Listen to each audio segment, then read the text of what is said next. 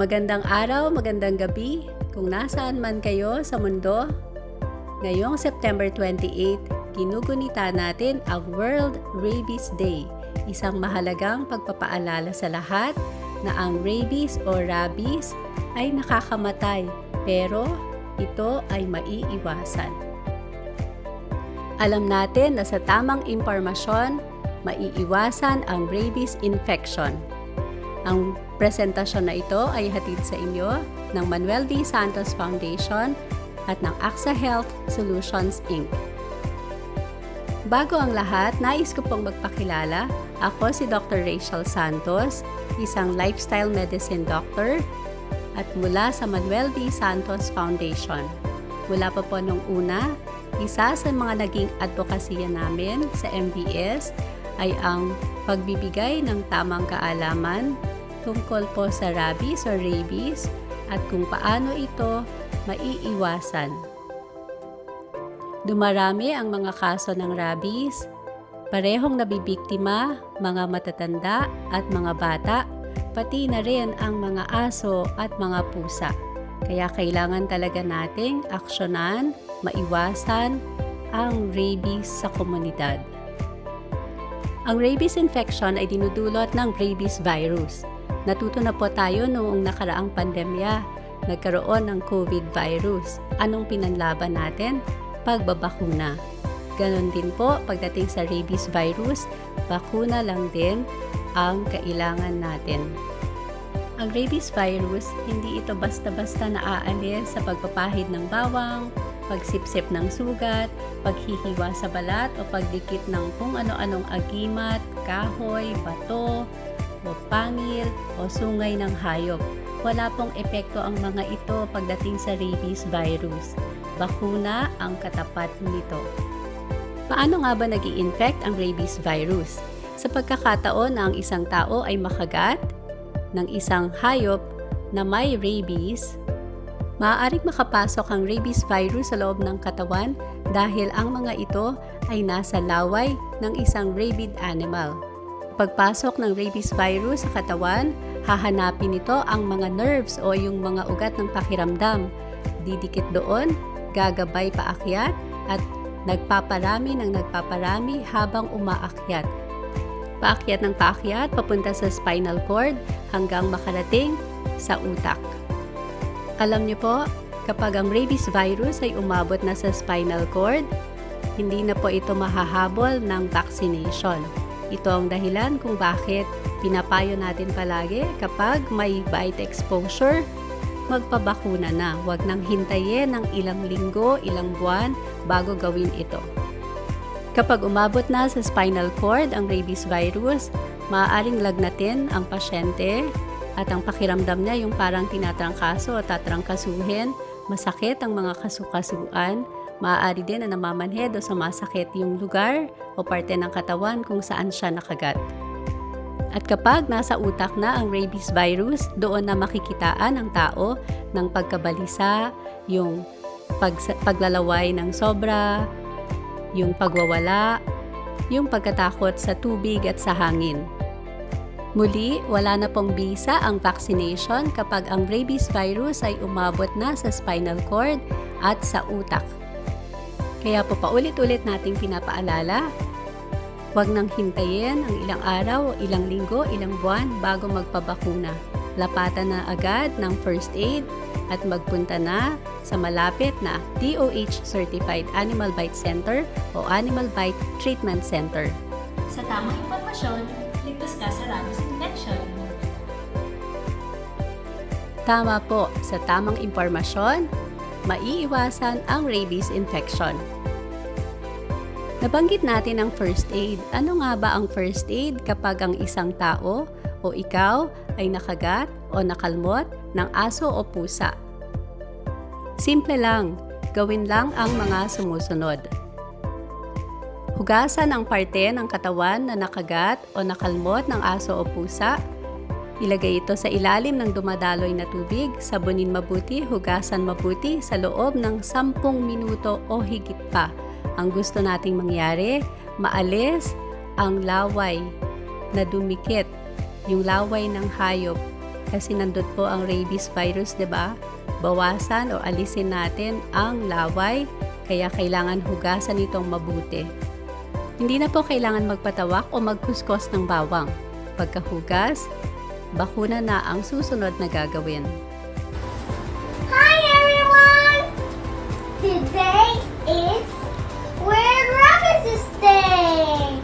A reminder to please vaccinate your dogs. Ruff, ruff.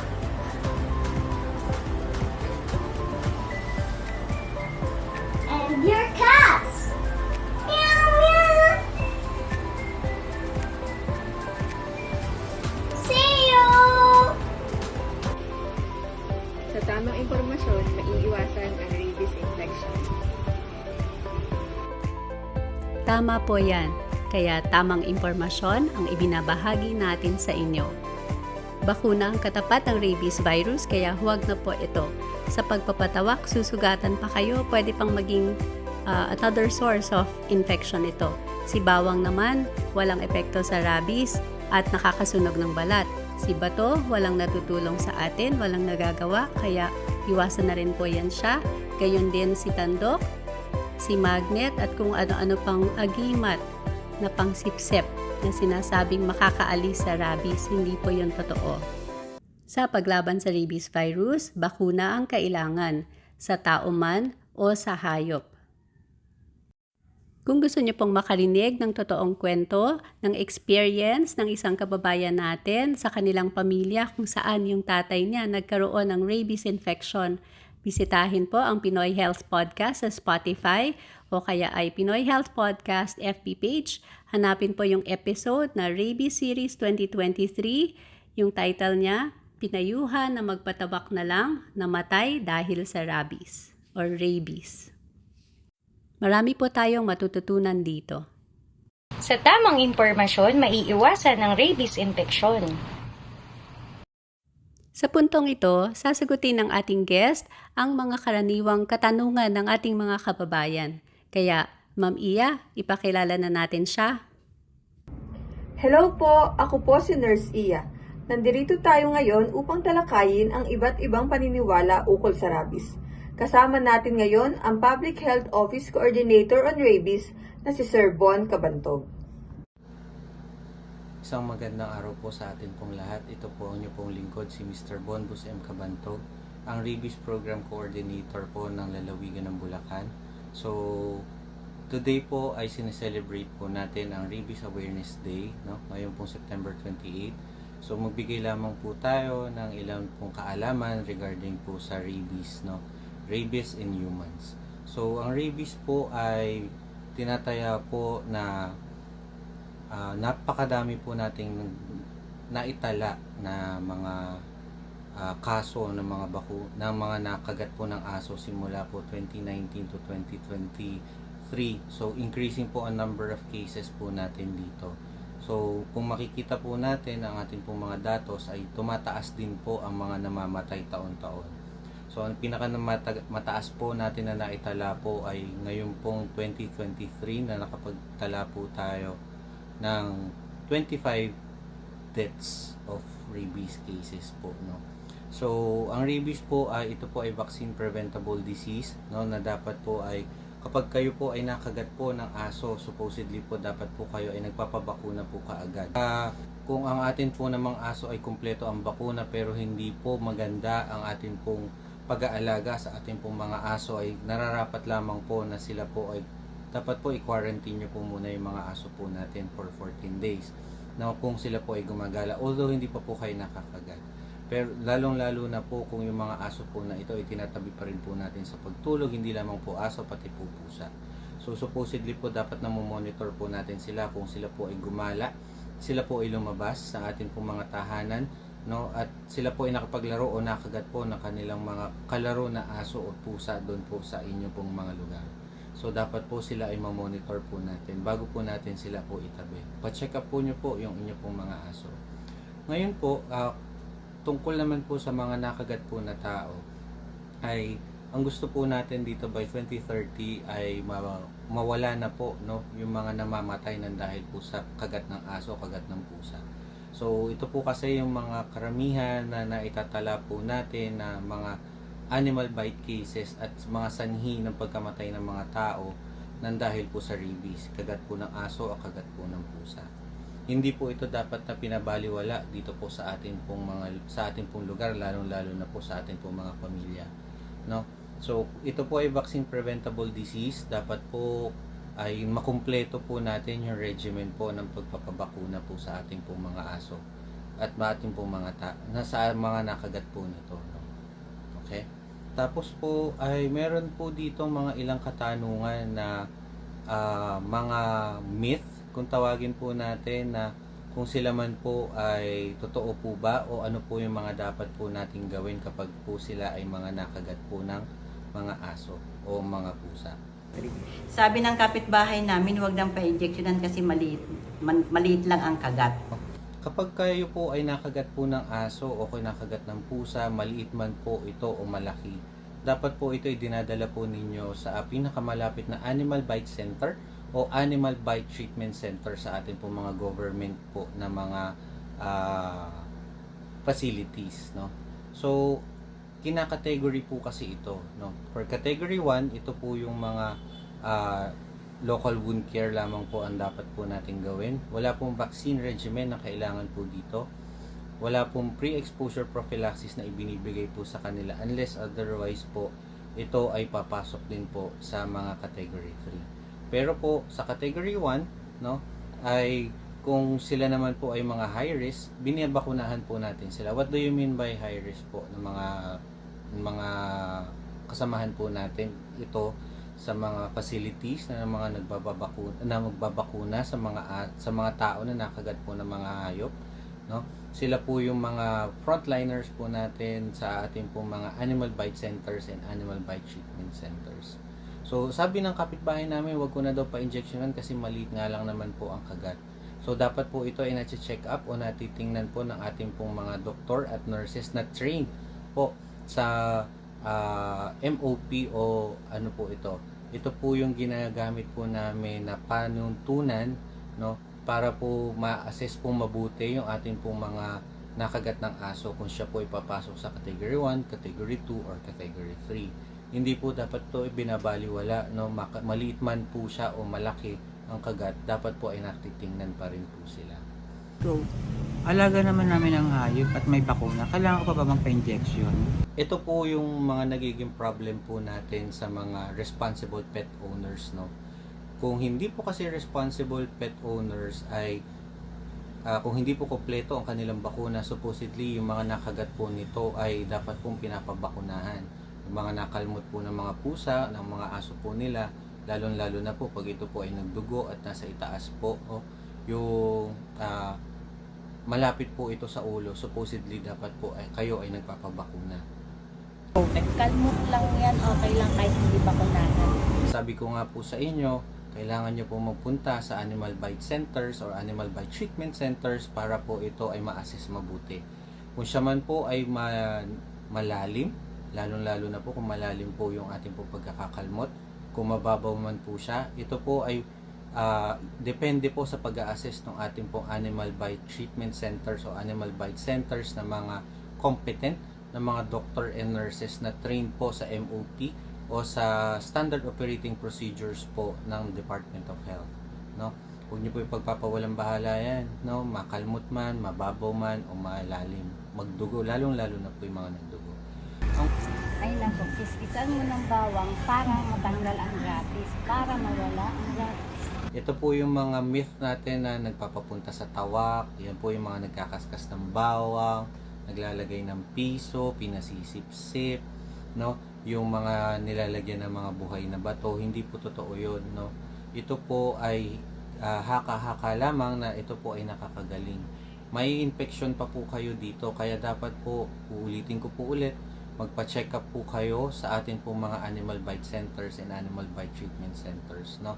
Ito po ay makakasiguro po kayo na hindi po kayo kakabahan o mawawalang bahala, ay ipagwalang bahala nang dahil lamang po sa ito ay nakalmot lang, ay nagasgasan lang, no? Depende rin po kasi kung saan lugar nakalmot o nagasgasan, no?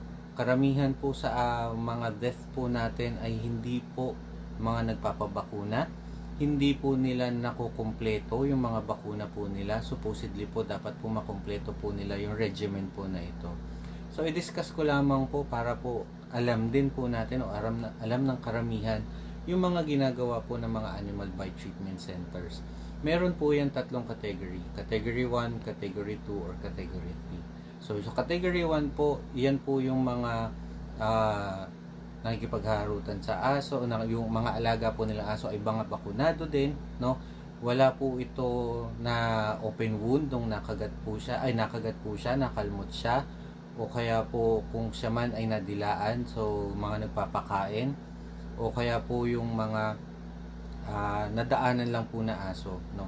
Hindi po yan kailangan po ng tawag po dito ng bakuna. So local wound care lamang po, wala pong ERIG na ibibigay dyan, wala pong pre-exposure prophylaxis na ibibigay. At yun po sa mga high risk po, yun po yung mga pwede po natin pong bigyan. Yun po yung mga tauhan po natin na tumutulong o nagbabakuna sa ating po mga animal bite centers and animal bite treatment centers. Per category 2 naman po, yan po ay mga nakagat po talaga, nakalmot, no? Yung talaga nagkaroon po ng open wound, although hindi man po siya magdugo, pero kita po natin yung mga laman po nito. Yung di ba po may mga laman tayo minsan nakikita, although hindi po siya nagdudugo. Kailangan po dyan local wound care pa rin, no? Pag sinabi po natin local wound care, nililinis po natin yan ng sabon lamang sa ilalim po ng bukas na gripo, no? Yung free flowing po yung tulo ng gripo. 15 minutes po natin yan sasabunin. Wala po kayong lalagay na sibuyas, bawang, no? Yung mga ganyan, hindi po natin yung nilalagyan, no? Next po ay for category 2 pa rin, sinisimulan po dyan ang vaccine regimen, pero hindi po yan kinakailangan ng ERIG. Kapag sa leeg, ulo po pumapasok, sa leeg, ulo ang mga kagat po ng mga alaga po nating hayop o kung mga aso po na stray dogs, ay kailangan po itong pumasok na sa category 3. Dito na po yung nagbibigay po tayo ng ERIG, tsaka nagbibigay po tayo ng mga anti-rabies vaccines, no? For category 3 naman po, ano po yung gagawin po natin? Syempre, local wound care pa din. Simulan po yung vaccine regimen and bigyan po ng RIG. Yung po ating mga category 3 patients. Sila po yung talagang malalalim yung mga kagat, malalalim po yung kalmot, talaga pong dugo po ng dugo, no? Huwag nyo pong pipilitin magdugo yung mga sugat po, ha? Hindi po natin po yung ginagawa. Local wound care lang po, 15 minutes lang po natin siyang sasabunin, no? Tapos dyan din po pumapasok sa category 3 yung mga kagat sa mukha, kagat po sa kamay, sa mga genital area, no? Sa leeg, sa mga tenga, yan. Kailangan po yan, nilalagyan na po natin ng ERIG. And also, matapos po yung vaccine regimen po niya. Nire-reiterate ko lamang po na dapat po yung vaccine regimen po natin ay makumpleto ng ating pong mga kasamahan ng mga nakagat o mga kapitbahay o mga lalong-lalo na po ang family members. Magugulat na lamang po kayo kung hindi po nila ito nakumpleto o hindi nyo po pinabakunahan yung ating pong mga nakagat po ng aso, nakakalmot po ng pusa o nakagat ng pusa. Pag umabot po ang rabies na virus po sa atin pong mga utak, ito po ay hindi na po natin siya mahahabol. Makikita nyo na lamang po siya na takot po sa ilaw, takot sa tubig, no? Sila po yung mga pasyente na mga nagwawala, hindi na po natin sila mahahabol. Ang pinaka-ending po nila is talaga pong death, no? So that is why now we are here for you, for our mga kababayan na inyo po maintindihan na seryoso po ang mga rabies natin na mga cases. Simpleng kagat, simpleng kalmot, no? Lalong-lalo na po yung mga aso na hindi po natin pag-aari o meron din po tayo mga kaso, no, na mga sarili po nila na mga aso at pusa na yun po yung ikinamamatay po na o nagiging sanhi ng kanila po mga pagkamatay, no? So sana po sa ating po mga video po na ito, sa tulong po ng ating pong mga kasamahan na animal bite centers and animal bite treatment centers, ay mapalagana po natin yung awareness na kapag nakagat po ng aso, lalong-lalo na po hindi po ito atin, lalong-lalo na din po na hindi po bakunado yung mga nakakagat po sa atin ay pupunta na po sa ating po pinakamalapit na mga animal bite centers and animal bite treatment centers para po kayo o para po sila ay matingnan mabuti kung saan po sila papasok na category 1, category 2, or category 3. Tandaan lamang po na inyo pong laging pag-iingatan ng inyong sarili, lalong-lalo na sa mga kagat ng mga aso at pusa. At re-reiterate ko lamang po na please pakitapos po yung mga bakunahan o yung regimen po na ito. Okay? Muli po, ito po ang inyo pong lingkod, si Mr. Bonbos Cabantog, ang Provincial Public Health Office na Rabies Program Coordinator, na muli po nagsasabi, ang rabies ay maiiwasan basta lamang po tayo ay magpapabakuna. Tatapusin po natin ang bakuna po natin for rabies. Muli po, maraming salamat po sa inyo. Mag-iingat po kayo palagi, Muli po, maraming salamat po. Salamat Sir Bon sa mahahalagang impormasyon na iyong ibinahagi. Nabanggit nga ni Sir Bon yung categorization ng bite exposure, category 1, 2, and 3. Bakit mahalaga yung categorization sa pag-manage ng mga bite exposure?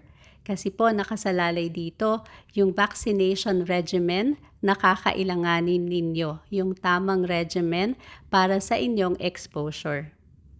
Kaya po kung may katanungan kayo tungkol dito, magsadya sa malapit na Animal Bite Center o Animal Bite Treatment Center sa inyong lugar.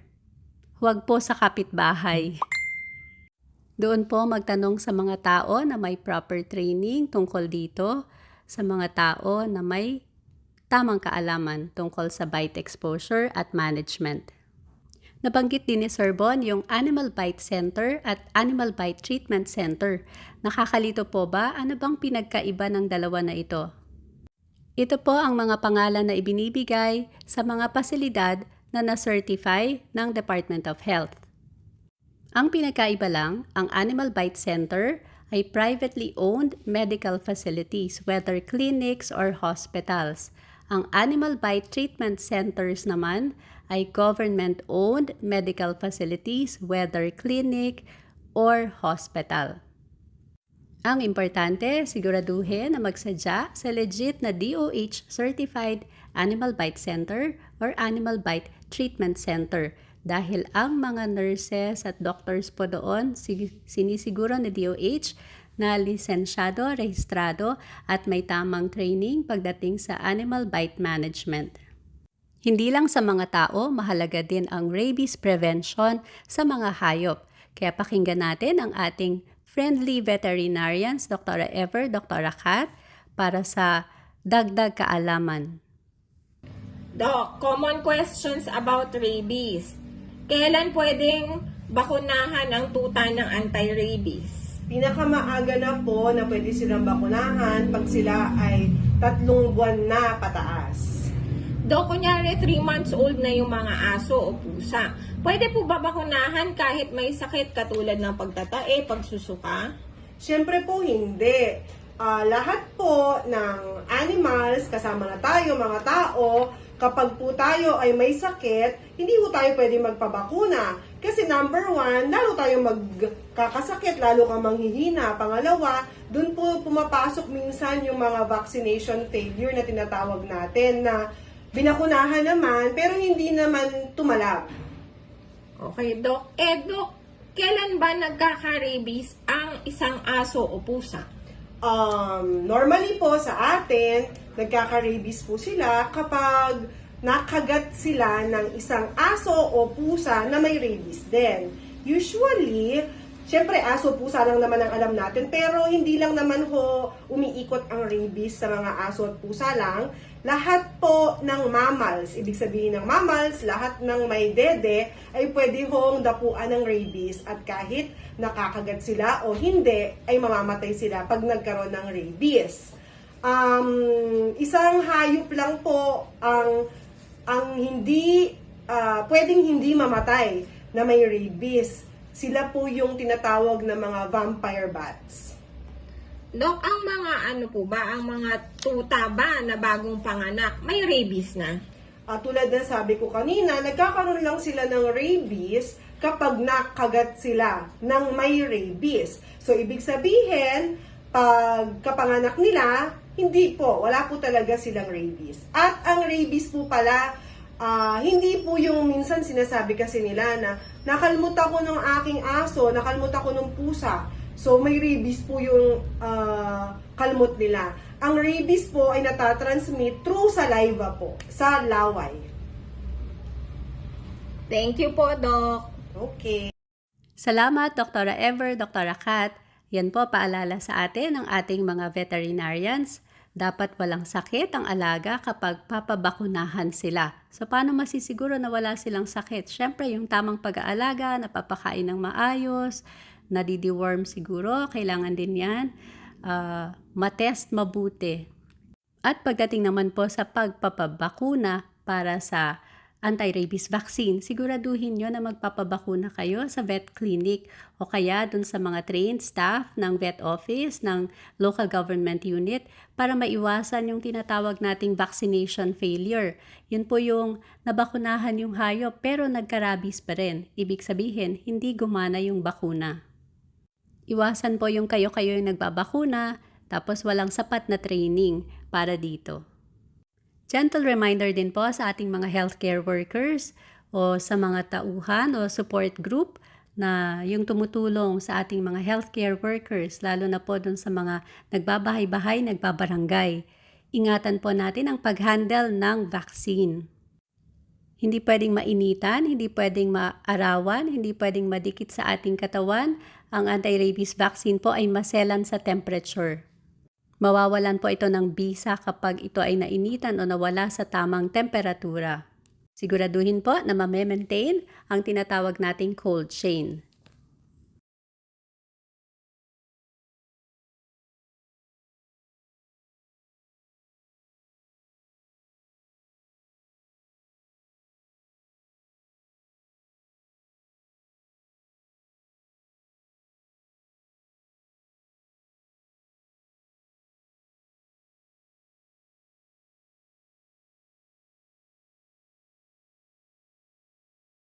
Mahalaga rin pong paalala, palakasin natin ang ating immune system dahil ito po ang magpo-produce ng antibodies na lalaban sa rabies virus. Iwasan ang puyat, alak, sigarilyo, kumain ng masustansya, mag-ehersisyo. Sa pagtatapos, gusto ko pong pasalamatan ang Bark Space Veterinary Clinic sa Marilao, Bulacan, si Dr. Ever De Leon at Dr. Katrina De Leon de la Paz. Ganon din si Mr. Bon Cabantog, ang Rabies Program Coordinator ng PHO Bulacan. Salamat din Mrs. Ia Pronuevo, ang ating nurse sa AXA at sa MBS Animal Bite Centers. Ganon din ang kanyang kapatid na si Ariane Mata. Salamat din po Mami Kimberly Terrenal at Camila Marie Terrenal. Salamat din sa ating fur moms Mary Joy Santa Ana, Janine Prego, and Tricia Maria Luna kasama ang kanilang fur baby si Marley, si Peanut at si Peanut. Salamat po sa inyo sa pagtulong sa pagbuo ng presentasyon na ito.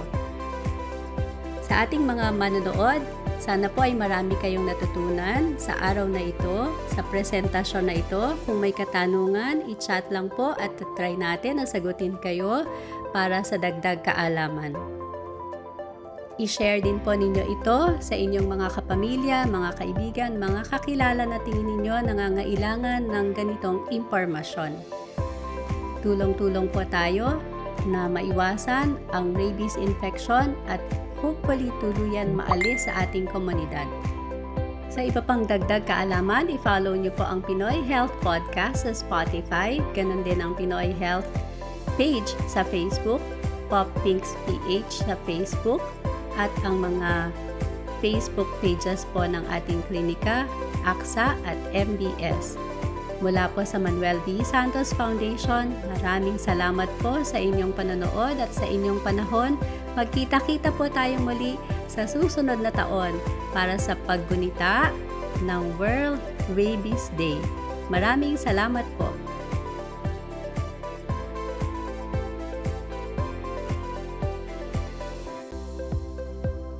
Ang nilalaman ng presentasyon na ito ay para lamang sa dagdag kaalaman, gabay sa kalusugan, at hindi para gamutin ang inyong kondisyon.